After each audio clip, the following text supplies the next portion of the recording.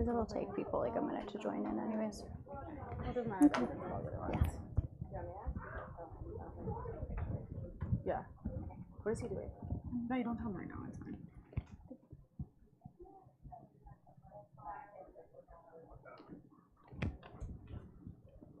There's more people coming. Then we're not going to start yet. Thank you.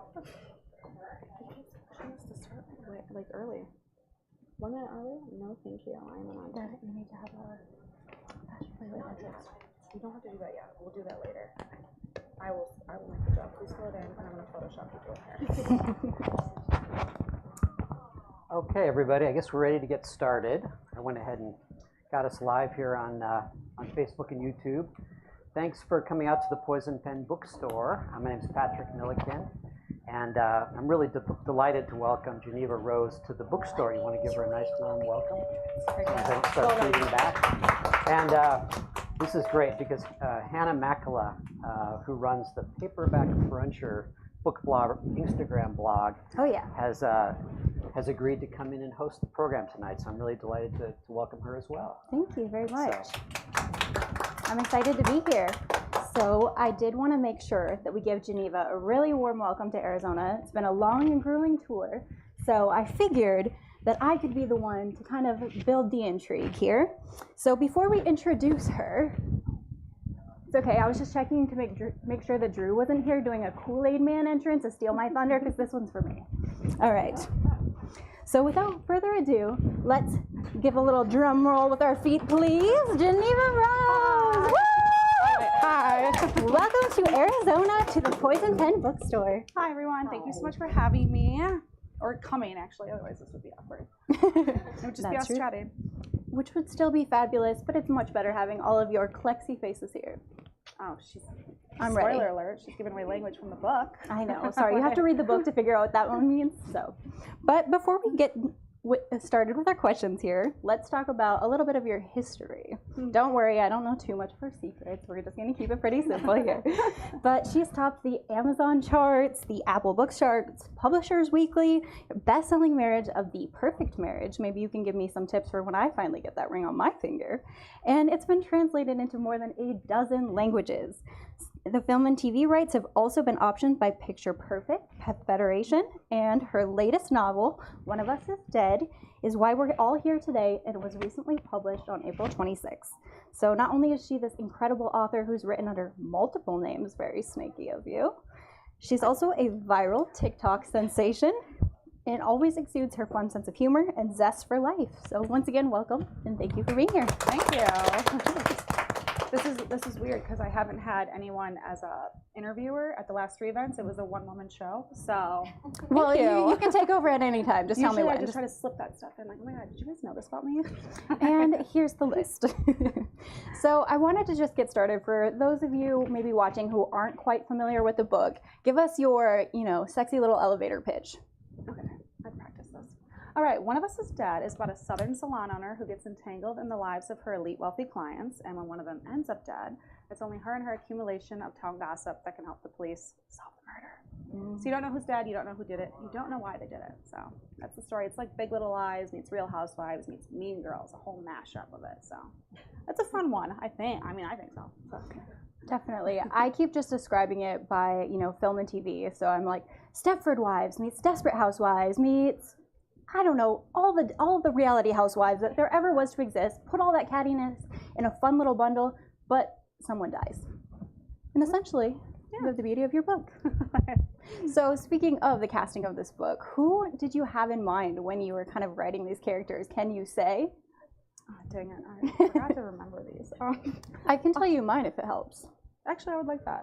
So it's Selling Sunsets, Christine Quinn. For Olivia, she'd wear a brown wig. Okay. For Crystal, you Southern accent. Like no, just all of them are Christine Quinn. Okay. All of them. All of them. Okay. I thought you were talking like actors, actresses. Oh. Yeah. I guess I pictured some reality stars. Like when I wrote Shannon's character, I was actually thinking of Shannon Bedore, who I forgot what Real Housewives. Does anyone know what Real Housewives she was on? Orange County. Yes. Ding ding ding. For Olivia, I was thinking she's not on the Real Housewives, but Morgan Osmond. She was on a season of the Bad Girls Club. Got kicked off very early, and now she's, I don't know, an Instagram model or something. I was thinking of her because she looks exactly how I described Olivia. And those were like, and when I wrote Karen's character, I just pictured Nicole Kidman for that one. I love Yeah. And Jenny, I pictured myself. I'm just kidding. The best character is, of course, me. I pictured me. Oh, and And we just Crystal, I met. pictured a young Jessica Simpson. Nice. Yeah, I can see that. So we'd love to hear a little bit more about how the tour has gone so far. I've been, somewhat stalking your Instagram and your TikTok a little bit, and I did notice there might have been a slight mishap with the car, but it all worked out in the end. But how's the tour going? Very well. Was it last night's event? Yeah, we could not get an Uber. We were in Nashville. I was competing with Miranda Lambert and the Eagles, so I couldn't get an And you Uber. won. Well, I did get to the store, and there were a lot of people there, which was great. So I was like, why are you guys here? Miranda Lambert's paying. So was the Eagles. But I got there. We actually had to have a store employee come and get us because there was no Ubers, nothing. We could not get, and it was a 10-minute drive. But it's been really good. We've been back to back. I started in Orlando. I went to, where did I go, Sam? Houston? Nashville? And we are in Scottsdale. Yes. She's in charge of the travel. I just show up. You just show up, sign the books, take the photos. That's all you need to do. You already wrote the book. It's your time to relax. No, Enjoy. I tell the jokes. That's it. All right, I'll give them to you. No, I'm just kidding. Oh, do you have handwritten jokes? Nah, not anymore. Alrighty. Other than that, I was very curious why you started writing under a different pen name for this one and went with Jeneva Rose, especially considering the dedication of this book. I don't know if any of you have flipped to the front of the book yet, but there's a little Easter egg there.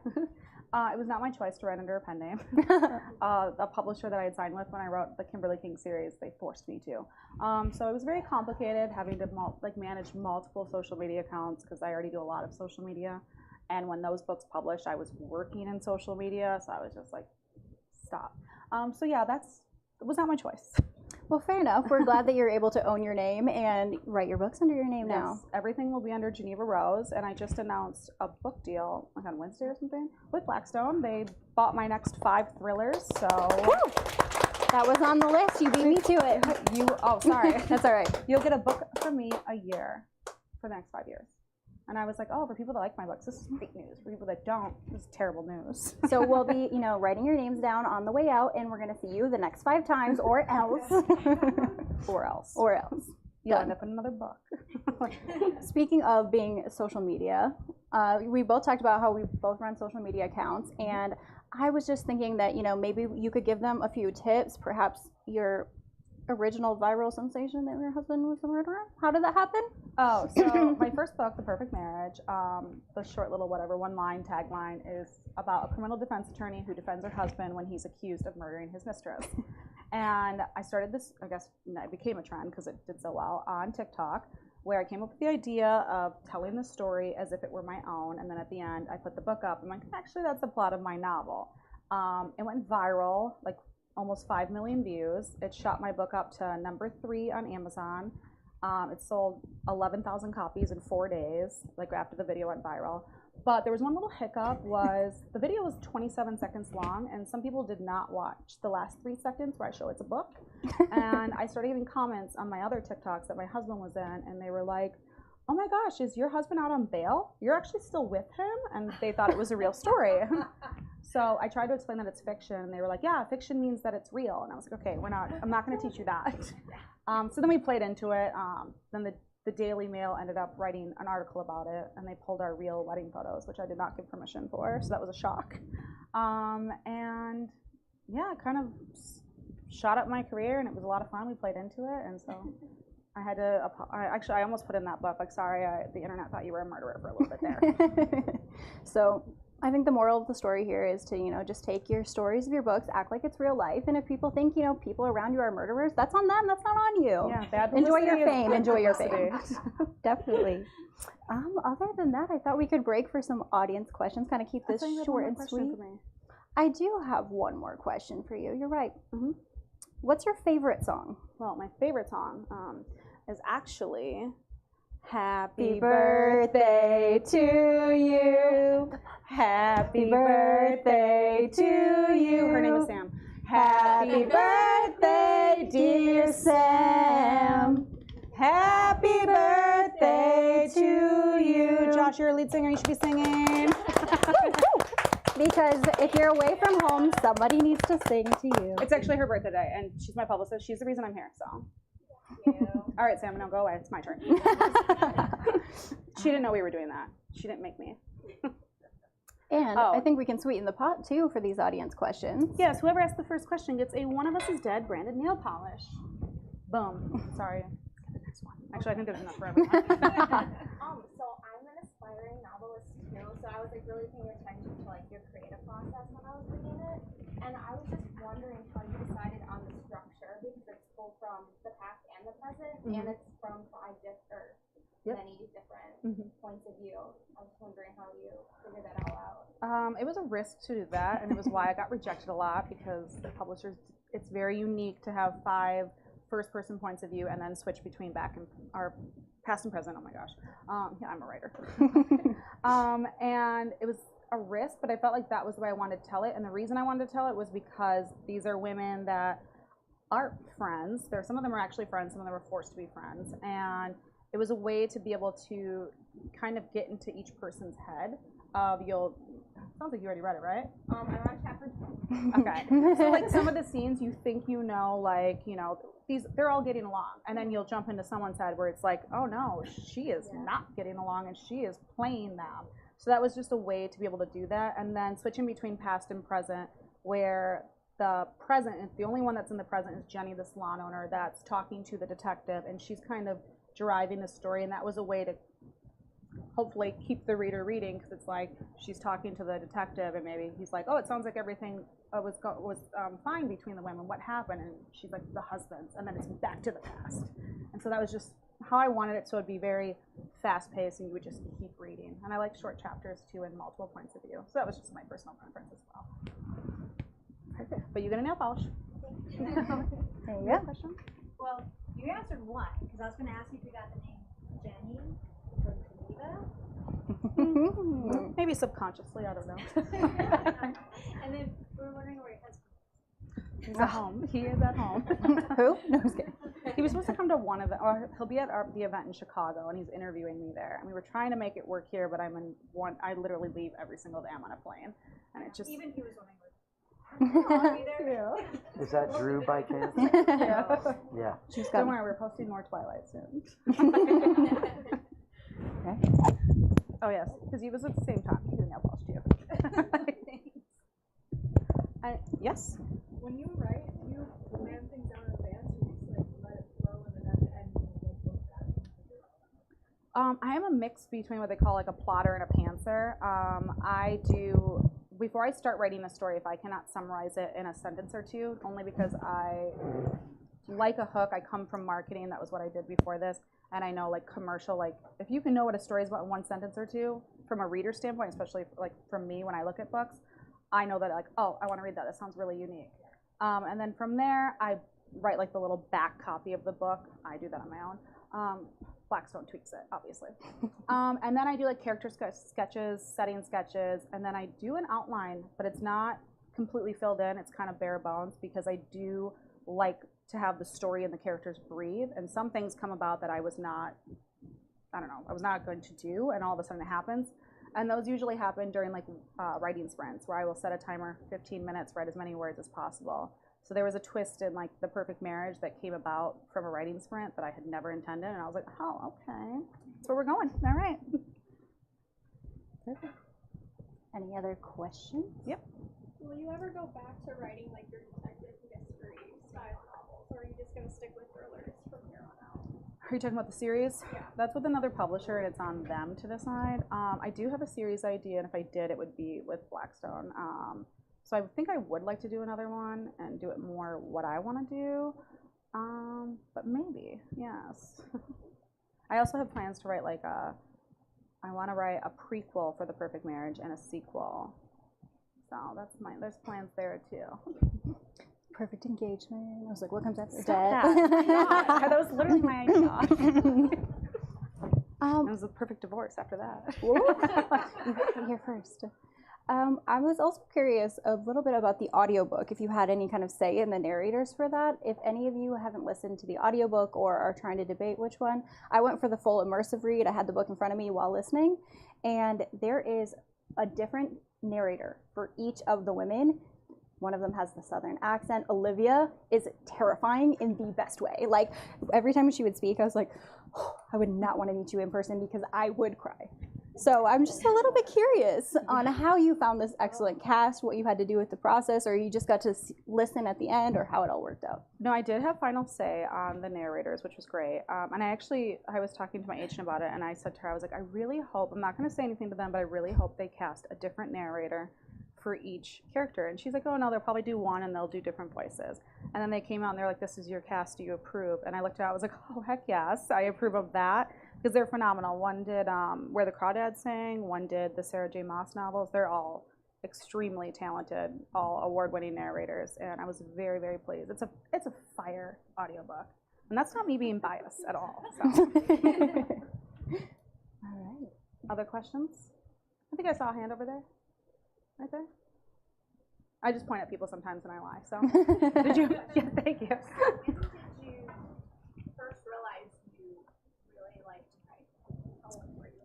Like, were you little? I loved. Elementary school or? Oh yeah, I loved to write as a child, and I used to like write short stories. And actually, I started writing like a novel in middle school, and it never went anywhere because I didn't get past page like 60. But I used to like leave them on the table for my mom at night, and then she worked like second shift. She'd come home, she'd read it, write really encouraging things all in the margins. So she always knew I was going to be an author. She used to have me practice signing Jeneva Rose, which is actually my first and middle name. She was like, you're going to be an author one day. You're going to have to learn how to sign this. My signature's not that great, even with all the practice. But yeah, I knew from a young age. I didn't know if I'd ever write novels because I thought of it as so daunting. I was like, I don't know if I can do that. I don't know if I have the concentration to do that. But what really helped me was when I started looking at it, breaking it down chapter by chapter, and then paragraph by paragraph, and even sentence by sentence, and word by word. And when you look at something, and I think that applies to anything that just seems so daunting, you look at it from small little pieces to build the whole thing. That helped me realize, like, oh, I can do this if I don't focus on the whole project. And all of a sudden, there was a book written. So that's what I would say to do for anything that seems daunting. Just look at the little pieces. I'm kind of monitoring these questions from people that are coming in online. Is it cool if I ask a few of those? Oh, yeah, sure. Yeah. Someone named Michelle is curious about, has there ever been a time where you got so frustrated you just wanted to quit? Oh my gosh. And how did you break through those times? Hundreds. Yeah, there have been, so I've had a really weird publishing career in the sense that I had an agent, I actually got an agent within a couple of weeks of the perfect marriage, submitting for the perfect marriage. I thought that was going to be like my breakthrough. My first book, I didn't get an agent at all. And then it did not sell on multiple submission, or like 2 submission rounds, 1.5 basically.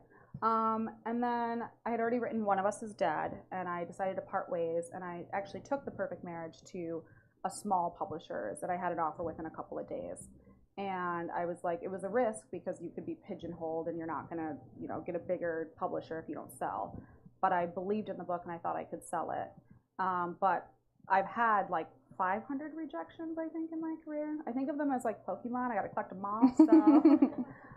So yeah, there was a lot of times I wanted to quit because of, especially when I parted ways with my agent, and it took me over a year to get that one. And then it took me another like 1.5 years to get another one, and I actually got a film agent before I got a literary agent because I got the film and television deal. And so I have a really like weird backwards type thing. So there was a lot of times where I wanted to quit, but I don't know. I always like to think of, I always like to think of every rejection though as a not, instead of a no, it's a not today or a noble attempt, and just keep going. And one day you'll find your yes, because you only need one in this industry. Oh, maybe 2. You need the agent and the publisher. So you need like 2 in this industry. Well, it sounded like that helped you develop a thick skin too. Oh, it's very thick now. Oh, sometimes it's a little weak, and I'm like, how dare they rate it 1 star? I know there are some people out here watching, and maybe in the audience, that are aspiring writers. Mm-hmm. Any kind of words of wisdom or advice you would impart to them? Definitely. I mean, if you wait for inspiration or you wait for when you actually feel like writing, you will never write a book. From my experience, I would have never wrote a book. Even though I really do enjoy it, you sometimes really have to force yourself to sit down and write. And then while you're waiting, while you're querying your book, while you're waiting for your submission, write the next one. Focus on what you can control, and what you can control is the words on the page. You cannot control if someone says yes to you. So that's just keep going. Are there writers that have inspired you along the way? Who are some of your favorite? Some of my writers? favorites are, well, Peter Swanson, because I love the book, The Kind Worth Killing. I think it's my favorite thriller. Karen Slaughter, because she can do no wrong. Colleen Hoover, obviously, she's everywhere. Like, I liked her before she was really popular too. So. And she's my TikTok bestie. So, I would say those are like biggest influences. I'm blanking, but yes, those are ones. And then also, like, I don't know, sometimes when you read a book that you don't like, I'm like, I could write a better book than that, but I won't say those. Yes. So Karen has her Netflix series. When are we going to get a Netflix series for you? Well, I mean, One of Us is Dead is being pitched. The Perfect Marriage is being developed into a film, but that is all I can say. I was sworn to secrecy this week. There have been developments. Sam's supposed to stop me because sometimes I write about gossip and secrets. I will gossip about that. Has anybody written a book called The Starter Marriage? Have I? I don't know. That would be cool. Wait. Oh, It's not maybe that's the prequel. The Starter Marriage. There Starter you go. Marriage. Yeah. Actually, that would be a good one, right? Yeah. Here's your chance, folks, watching online. Send in your questions. Oh, I was like, what? I keep forgetting there's people online. Yes. What inspired you to write this? Oh, actually, what inspired me was I was sitting in a salon back in Wisconsin where I lived, and I was talking to my hairstylist, and we were just chatting, and then she mentioned something I had previously told her at another appointment, and I only go like every 3 months. So I was like, wait, it was personal. I don't remember what it was. I don't know what it was actually. And then I was like, wait, I told you that? I can't believe I told you that. And she was like, yes, you would not believe the things that people say when they're sitting in this chair. And that was a light bulb moment, and I was like, I had never read a thriller that was based in a salon or had that setting that centered around a hairstylist or a salon owner. And when I started plotting in my head, went back home, Googled, make sure there was nothing like that. And I was just like, that's perfect, because that setting evokes conversation. You just talk. And I visited a lot of salons while writing and editing this. And I listened to a lot of stories that other people, and they say crazy stuff. And every salon I went to after that, because I lived in like New York and then Charlotte and now Chicago, I always liked, they always like, what do you do for a living, or what do you do? And I'm like, oh, I'm an author, and I wrote this one. I'm like, I wrote this one book, and this is what it's about.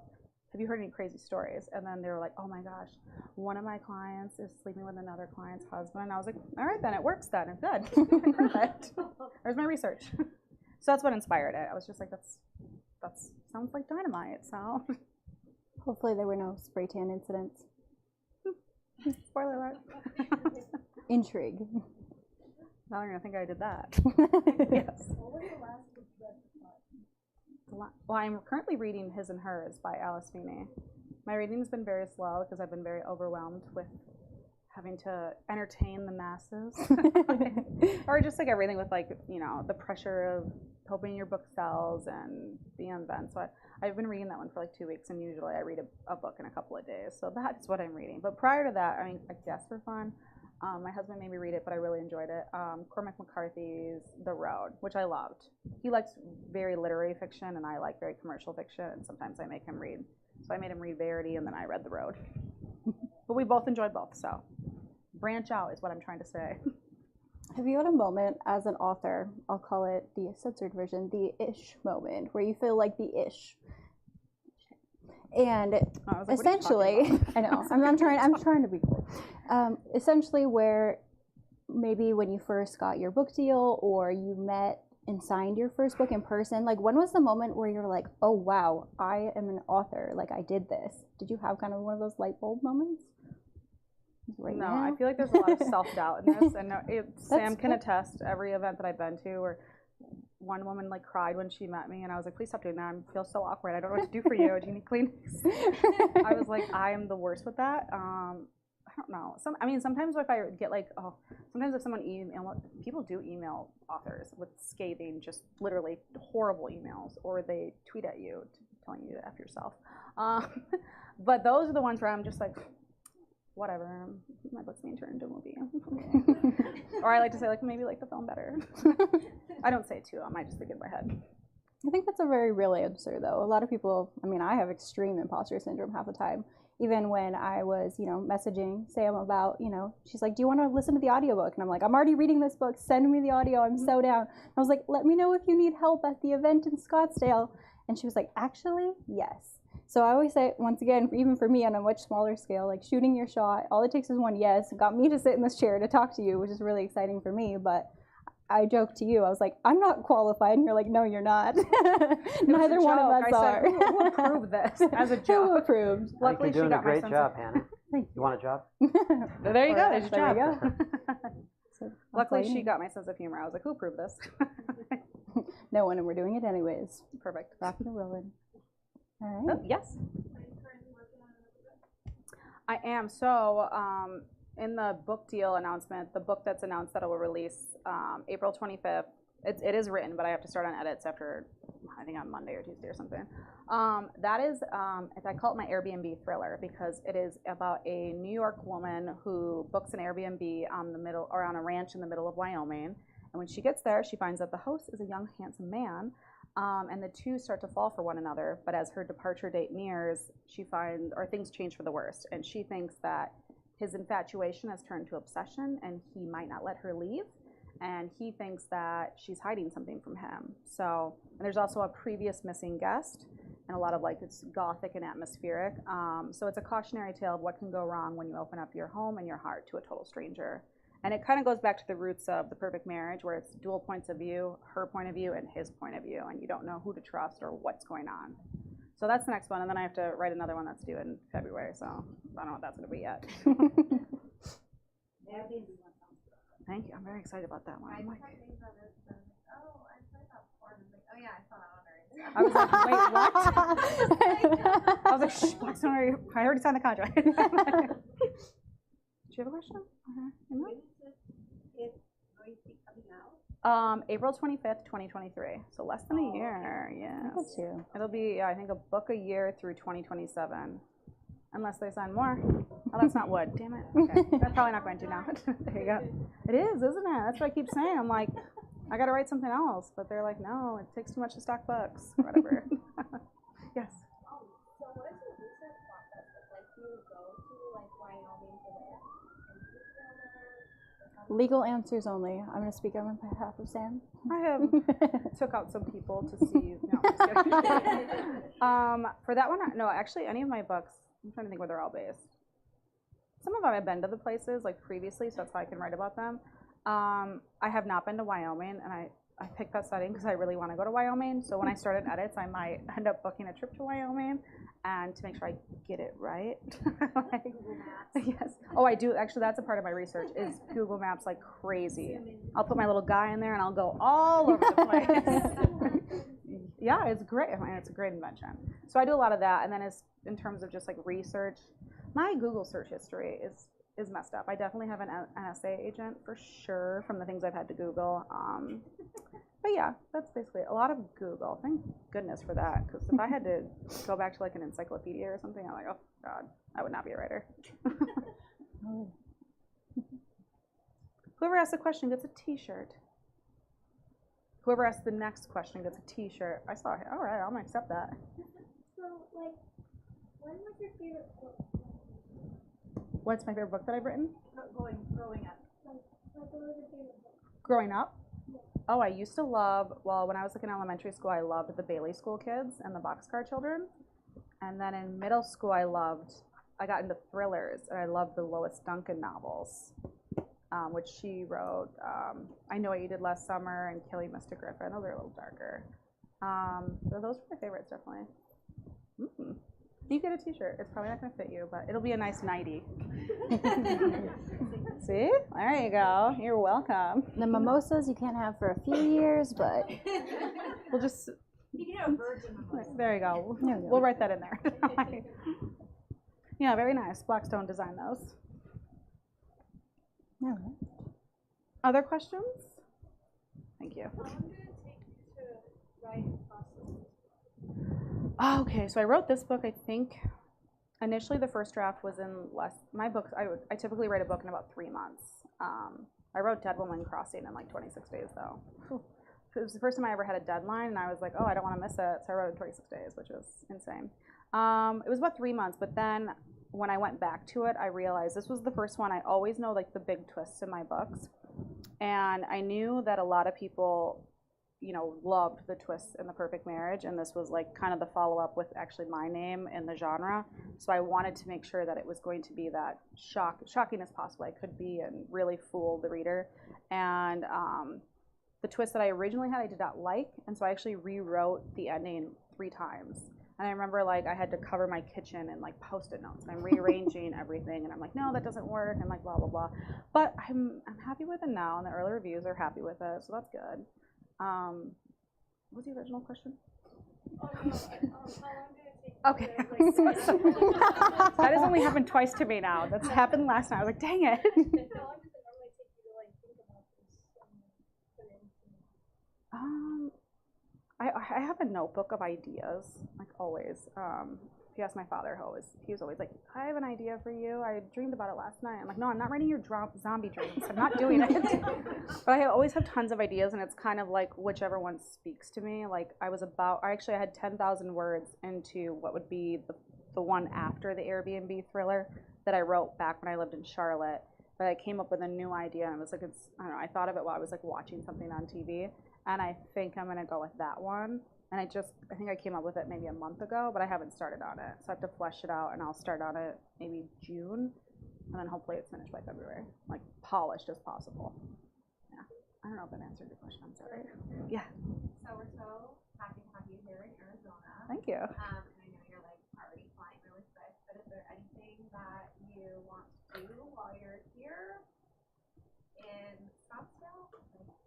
I was gonna make a joke. I'm like, sleep. You can do that on the plane. I took a nap earlier, so I'm good. I don't. Well, what did you do today? What? You guys were here today. Did you do something fun today? We went to lunch. There you go. And then I took a nap. And then I got ready. I don't know. What is there to do? I'm not familiar with Scottsdale. I've never been to Arizona. Is this area for any kind of food? I saw those people on that little like bicycle thing where they drink at it. I'd love to do that if I could fit that in. Recommend something to me. Let me think about it. Okay. So these guys get their T-shirts, right? What made you pick a different genre for The Girl I Was? That was actually the first book I wrote, and that was like the book I wrote when I started writing in 2016. I was just going to write one book, and it was to cross it off my bucket list. And then somewhere along the way, I fell in love with the process, and I was like, you know what, I think I want to write more. And I actually had the idea for The Perfect Marriage from like 8 years prior when I was dabbling with screenplays, and I had never written it as a screenplay. And I was reading so many thrillers, I was like, I feel like I could write this as a thriller. And I wrote that one, and then I got an agent for it, and I was like, oh, maybe I could keep doing this. And so that one, that The Girl I Was just something that I did for myself that was like cathartic, and it was just a story I felt like I needed to tell for myself. And it was actually, I never thought it would get published, but when I rewrote it a couple more times, I had some first readers, and they were like, you should put this out there. And I was like, okay, fine. Yeah, I was like, oh, this is a memoir, but it's actually a time travel story. Yes. Speaking of memoirs and genres, have you ever considered doing fantasy or horror or breaking out of? You just started thrillers, so. I actually feel like You Shouldn't Have Come Here is kind of a little bit of a thriller horror. So I could see myself dabbling in that. I have nothing against fantasy. I just cannot read. I don't think I have the imagination for that. Like, I don't know, like, you know, magic systems and creatures and whatever else. I'm always so impressed. Like, I watched Game of Thrones. I'm like, I don't know how someone. Yeah, I'm like, I don't know how someone came up with this. Mine would be all over the. Mine would just probably be. I would probably just write a remake of Buffy the Vampire Slayer. That would be mine. You have a question? Yeah. Okay. What book inspired you to start making books? That's a great question. The book that, okay, so there's one that I thought was not a great book, and that inspired me because I was like, I could do better than this. But a book, honestly, like some books that I like thought were so well done, and I wanted, that shocked me, that I thought like, oh my God, it would be amazing if I could provide that. Was definitely The Kind Worth Killing. That's one of them. Pretty Girls by Karen Slaughter was another one that shocked me. Jar of Hearts by Jennifer Hillier was another one that I was like, whoa. And I liked that feeling of kind of being titillated and not knowing what's going on. So that's kind of, I was like, I want to see if I could do that, because It's fun to like write. I don't know. If I'm at my desk and I'm writing something, I'm just like hee hee hee. I don't think anyone does. Like in the perfect marriage, not gonna give any spoilers. Yeah, no spoilers. That baby go, What? Yes, that's what I was like. I want to do that. So that was what inspired me. Just wanting to be able to provide that, or hopefully do that for someone. Other questions? I will call on someone. Thank you. So I know you were saying that in the perfect marriage, one of the characters, like a twist came up from like a rewrite. Were there any characters or like twists in this one that came up when you were doing your rewrites and edits? There are some, I can't say them, but there are some things in there that were added in during edits when I worked with the editor at Blackstone, and I think it provided a lot more, I don't know, motive for the ending. That's all I could say, really. But there was, but not as, when I did like major rewrites on The Perfect Marriage, so I always find that really interesting talking to readers that read it and who their suspicions were, and I was like, oh, that was a brand new character. That person was never a part of the novel before. So I was like, that's good that you suspected them, because that was like a puzzle trying to get characters, and there was several characters that were added in, and making it like they were always a part of it, the story. So that was, spent a lot of time in coffee shops and bars writing that. Yes. Do you ever base any of your characters on people you know or people you don't necessarily like? kill off the person you don't like. Sometimes I do it like as little nods. So like the character of Matthew in The Perfect Marriage is based on one of my friends, Matt. It's essentially him. Other times I do like nods for names. Other times I do, there's one line in there in The Perfect Marriage, and I remember the editor it was a different publishing house, wanted me to remove it because they're like, what's the point of this? And it's where one character just says to a completely, not even a real character in the book, just like a secretary, and she's like, F off, and then the name, and she was like, there's no reason for this. I was like, oh, there is.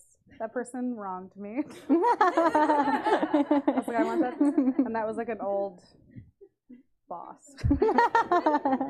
So like, something like that. So I'm always like, you wrong me, you will end up in my book in a completely silly way that doesn't add to the story at all. It's just for me. Did you have anything that got the cut that you can say, like the axe doesn't ruin anything? Children, Earmuffs. Oh, they watch horror movies. Just kidding. Okay. I was gonna say my sex scenes always get cut, so that's it. But I always say I'm gonna release a book of just deleted scenes of those. Oh. No context at all. Is this a plug for your newsletter? From all of them, yes. Yeah, they always get, because like, yeah, in the thriller genre, readers are typically perfectly fine with murder, but if you have any of them made, too much. it's not okay. Too much. There are movies that have a regular, movie version that have it unrated. Yeah. Oh, that's a good idea in publishing. Re-release unrated version, or unrated, X-rated, and then PG. Boom. Cover all our bases. You can buy South Spices. I think so too.